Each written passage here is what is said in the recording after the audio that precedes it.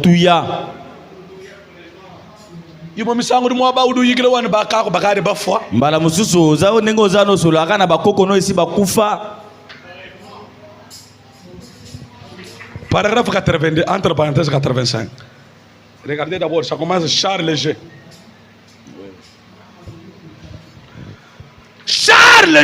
Charles Léger Finney était un avocat. Azalaki molobeli. Moulonge atanga ebele. Même un avocat. Mo ata molobeli. Même un docteur. Atandokotolo. Cherche Dieu. Lukanzambe. Dis amen frère. Lobamendeko. Un grand avocat de Philadelphie. Molobeli monene ya Philadelphie. Il n'était pas un simple avocat, un grand. Azalaki molobeli ka ya pamba pamba te molobeli monene. Mais quand il est entré dans la présence de Dieu, il a abandonné son cabinet d'avocat et est devenu un des plus puissants prédicateurs que cette nation ait jamais eu. Dites amen. Mais comment il est entré dans la présence de Dieu? Il était devenu un prédicateur. Parce qu'un jour, il est entré dans la présence de Dieu.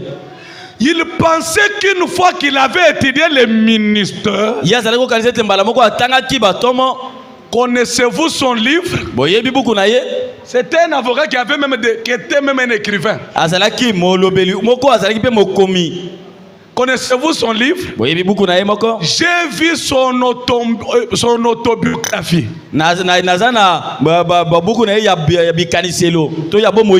Écoutez, pendant qu'il était avocat, il est sorti pour prier.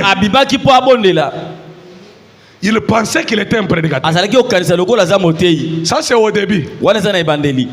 Il avait un désir, celui de prêcher. Et il avait préparé quelques sermons qu'il allait essayer de prêcher. Un jour, il est sorti de son bureau pour aller prier. Il est parti dans le bois. Alléluia. Amen. Il s'est agenouillé derrière un vieil arbre abattu par le vent.